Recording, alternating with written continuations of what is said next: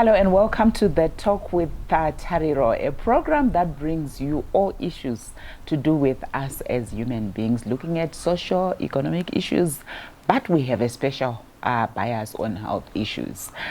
Today, we are looking on the other side, looking at the issue of grooming and etiquette. It's not the first time that we have tackled this issue, but we thought it necessary to bring it back because we often hear people saying, when it comes to Zimbabweans, there's that is always missing. So it's always important that we keep reminding ourselves in terms of how best do we carry ourselves in different platforms. If I'm going for dinner, how do I carry myself? If I'm going for an interview, how do I carry myself? That's how you will then be able to stand out as an individual. And we've decided to bring a grooming champion, Primrose Nyakuanikwa, who is a special friend to me. Prim, welcome to the Talk with Tariro. Thank you, Tariro. Yes, when we are talking about grooming and etiquette, what exactly are we talking about? Because we tend to loosely use the words interchangeably oftentimes. Thank you, Terry. So, grooming and etiquette, grooming refers to the total package of a human being. And we talk of a neat and tidy appearance. At the same time, etiquette then refers to the actual behavior or expected conduct within any given society. That's grooming and etiquette. And why are they important? Because we give, I would say the first impression is also very important. Yeah. Because as you go out there, people look at you, look at the way you're dressed before they can say, okay, this is Tari, we know her. But have you ever had a situation whereby you meet someone for the first time and the first impression is that they don't like you? Reason being, you are not dressed properly, you're untidy, you're unkempt, etc. So it's important for you to possess a good self-presentation at first sight. That's why grooming is very important. First of all, I would want to touch on a book that you have written. Is it On Your Look?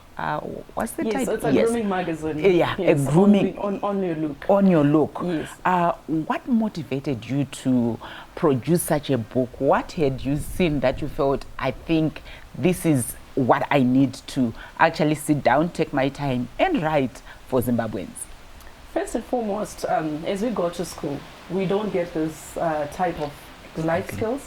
So I felt like I needed to write something and document it that would help the next generation, help everyone else. Because at the end of it all, you realize that we don't get this type of a course in school. So I was groomed by Model Management International, and some of these courses we actually covered. But in the process, you know you've got your own touch points. Yes. Where you feel, if people can know about this, I think the whole nation can improve on certain etiquette and even beyond the borders. Yeah. So, yeah, that is my motivation for wanting to write that book. What are the key issues that you highlight in that book? Because for somebody who has not had an opportunity to read that book, but would want you to unpack when we are talking about the whole process of grooming and etiquette, the whole theme, what are the key issues that would say this is important, this is a must know, this is a must do? Thank you, Terry. I cover personal hygiene, which is the activities that we do every day to make ourselves clean and neat. So tell us all those. What do we need to do when it comes to personal hygiene? That's fine. So the tips I put down in the same book would include maybe bathing regularly. How many times does a person bath? And normally you have people that say, I bath once a day. Yeah. But we sweat. Our body is consistently shedding off a lot of sweat, a lot of other body, I'd say body fluids, if I can say.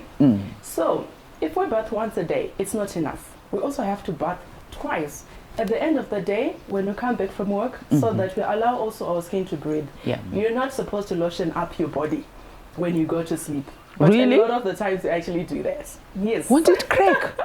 Won't it crack? Not even. You also have to allow your skin to breathe.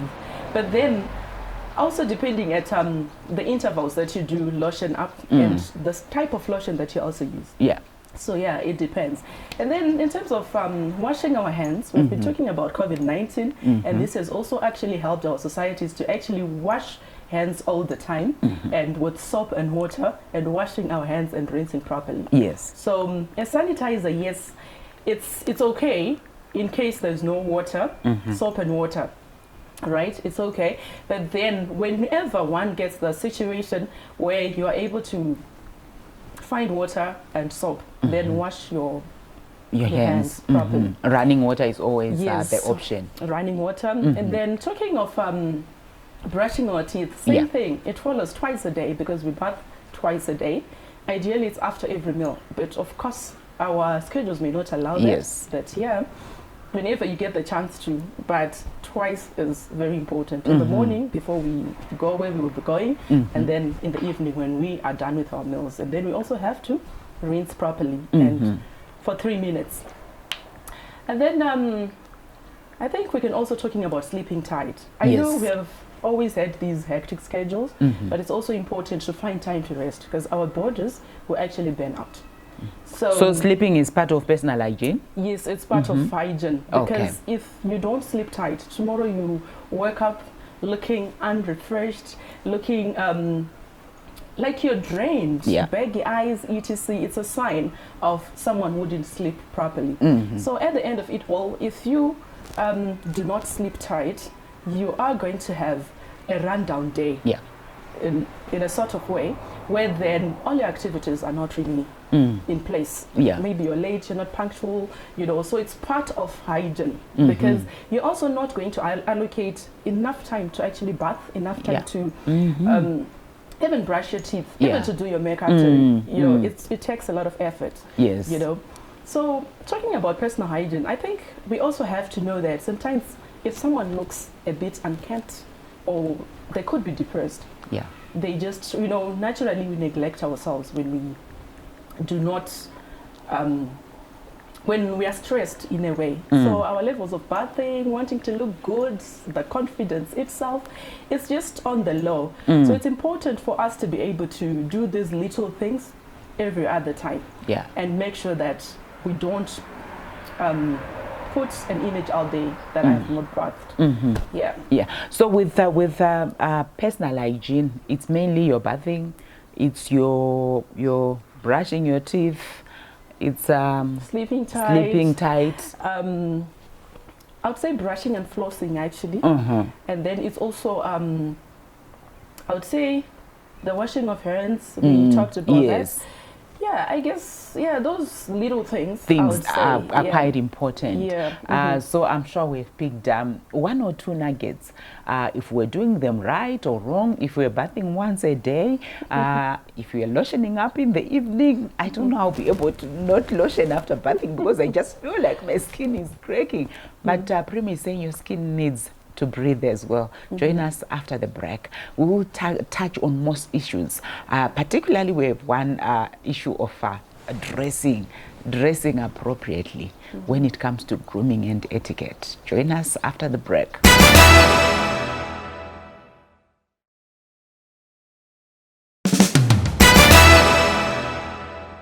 Welcome back. We continue with our discussion with Prim, where we are looking at the issue of grooming and etiquette. Prim, let's go on the issue of dress code.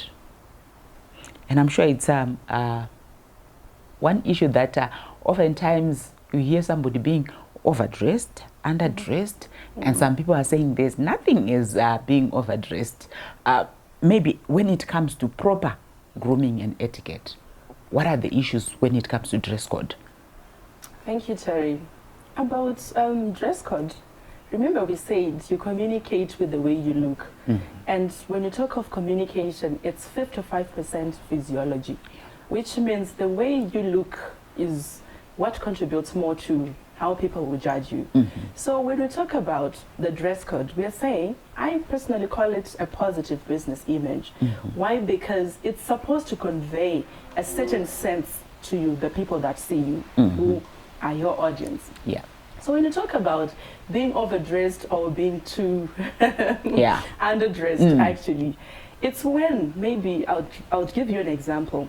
You invite someone for a function, and there's a specific dress code that they're supposed to follow, and one decides to come not wearing that. So that would mean already you're underdressed, right? And then when you talk about overdressing, some people say, okay, maybe their personality is, they probably like flashy stuff. Yes. So there isn't a thing that we call overdressing.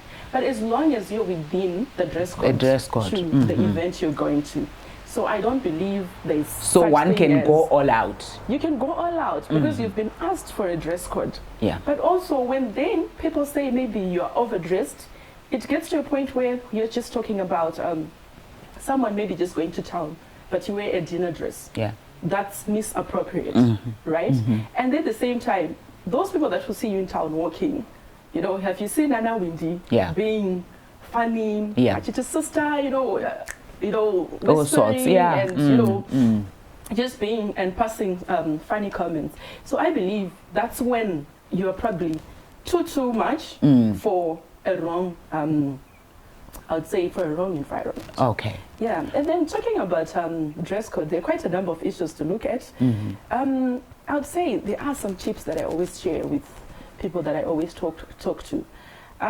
Clothes should complement you. And when you say complementing, we are talking about your body shape, your size. We are also talking about your complexion and what you're wearing, the color that you're wearing. So at the end of it all, you're supposed to then look at it and study your body, study your features. You dress to conceal your advantages, your disadvantages, I mean, and then amplify what stands out on you. Yeah, so clothes should complement you. I'll amplify kadumbu. No. Apparently, if that is the feature that stands out on you, then it's okay, Terry. Because we often see, you know, wearing this whole tight thing, and it becomes even uncomfortable to look at sometimes. You see, that's a problem. And talking about that, when you study your body, you know what hairstyle to put on. Because you know your facial shape, your facial type. Sometimes people don't know. How do I get to then know that with my face, or even to say, do I have a round shape or whatever? A square. Yeah, a square face. Sometimes we actually don't know. How do we get to know? Because that understanding my body thing it's not easy. Sometimes we think it's easy. It's complicated. I hear you. So apparently, when you look at your face, you can see whether it's the shape of an egg, which is oval, right? That's round, right? And then when you say you've got a square face, then it means this the sort of hairstyles that one is supposed to then go for. If it's a round shape, like mine is actually round. And mine? Yes, yours is also round. Therefore, long hair will do, you see. Okay. And then for square ones, you can even afford your short weave, you know, because your face then can accommodate all that. So that also goes with earrings. When you have a round face, certain earrings will actually fit you. No, I'm not picking on you today. We'll talk about it. So yeah, it means studying yourself, knowing exactly what can fit you, what cannot fit you. And when you talk of body shapes, there are people who are maybe big at the top and small at the bottom. So how you balance your figure is you wear something loosish at the bottom and something tight at the top. And solid colors would actually make you look much smaller. So where you know you are bigger, that's where you wear a solid color, and black, navy blue are actually very good colors in terms of toning your wrong aspects, right? Okay. And then clothes should have quality. Yeah. And when I talk about quality, I'm not saying go and buy labels. Yeah.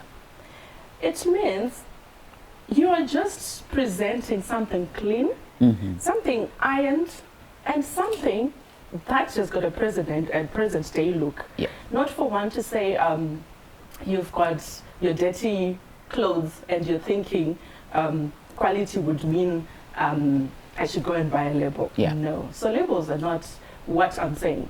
And we are not giving anyone pressure right now to say go and buy this, go and buy that. truth is, quality means have you washed what you're going to wear? Have you worn it properly? Is it ironed properly? And you convey a certain style. Wow. Yeah. And looking at that, the dress code and then the positive business image now, where's the link? Okay.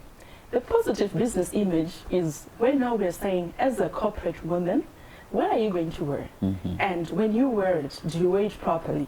And talking of going to the office, you wear your makeup, you wear your solid colors, depending on the corporate dress code that people actually go through. Okay, right? all right. We will continue with the discussion after this short break. Join us.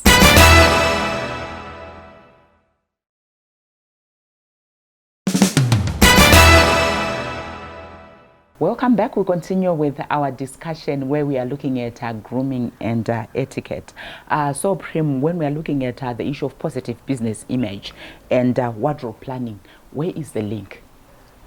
Thank you, Terry. So, when you talk about a positive business image, you having studied yourself, having studied how your body will fit certain things and not fit other things.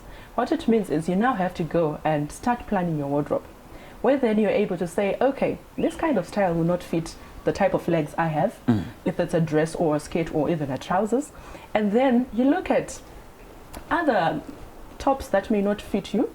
Remember, we said if you are big, you can't wear floral because it only amplifies how big you are. And if you wear baggy stuff. So what I'm saying is, with that, the link is you're able to then shop according to your body type, your first shape, everything. So that's basically the planning aspect. Someone who's very organized will actually know that this type of thing cannot fit me, and this type of shoe will not fit my toes, or you know, those kinds of things. So it's important to plan. Then talking about the formal environment, obviously one should have a coat, formal coat, black one, for that matter, because normally it will blend with everything else.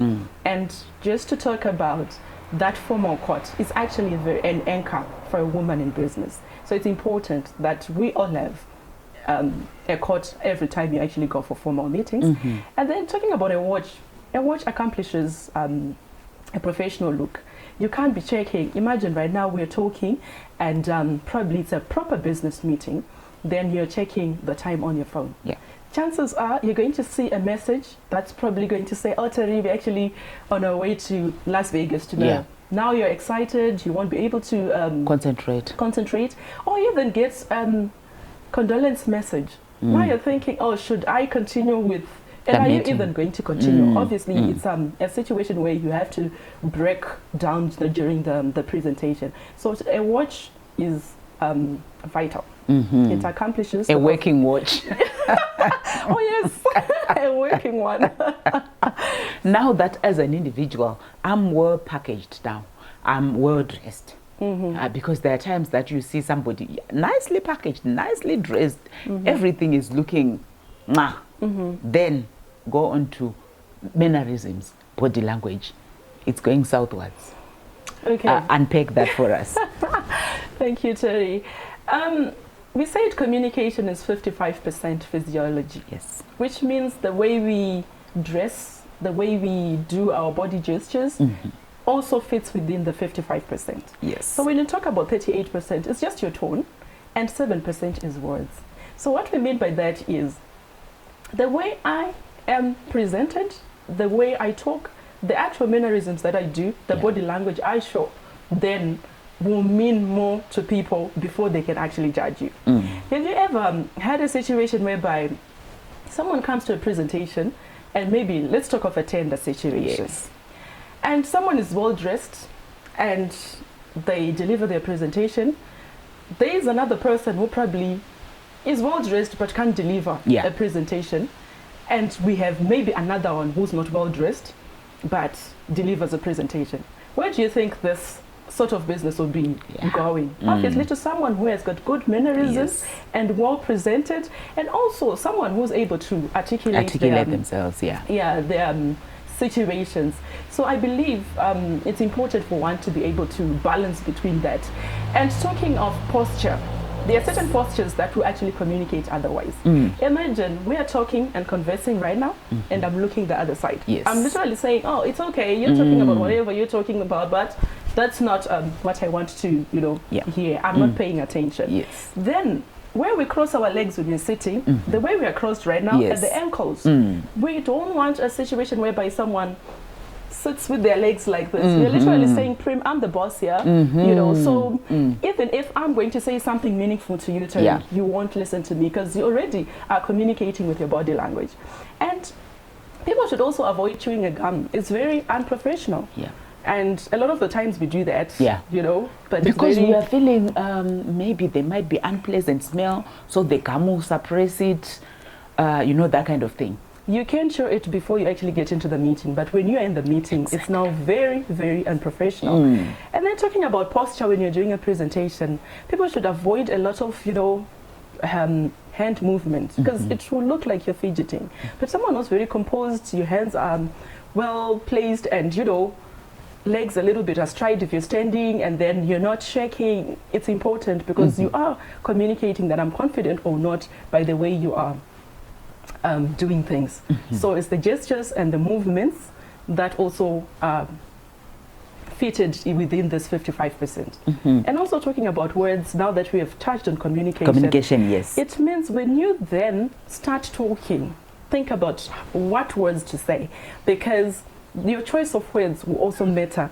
Because imagine you're looking so good, but then what's coming out of your mouth? Especially now with social media, with all these Facebook lives, you are seeing somebody nicely dressed, good looking, and then they go live. The things that come out of their mouths. Yes, I think also just to talk about social media, now that you've also just mentioned it, my advice would be, it's important to have a brand, because we have our personal brands that also touch on the corporate brands of wherever we work for. Yes. You see. So, talking about a personal brand on social media, people have ghost accounts. And you wonder, people, I think they feel or they think that because you're anonymous, you cannot be trusted. Truth is, you can be trusted if people really want to know who you are. So it's important to know and mind what you post. And at the same time, I'm not saying don't post what you want. But look, we're just saying for your personal brand, it's important.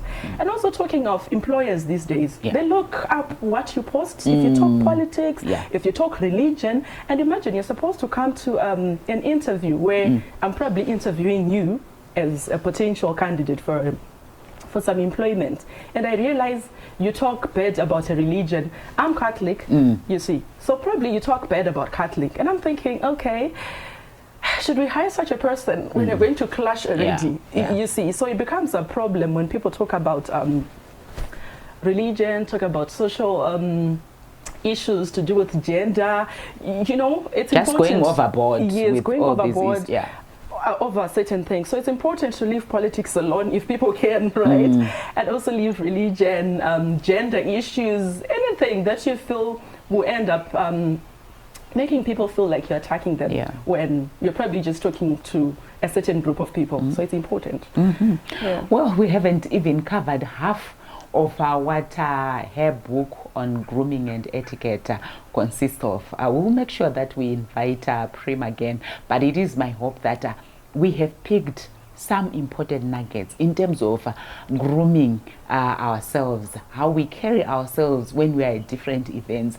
Definitely we wanted to talk about issues of even table mannerisms. We know that's one issue that we still have, even how we carry culturally, all these aspects. So we'll make sure we'll carry this discussion forward in the near future. Until we meet again next week, it's goodbye.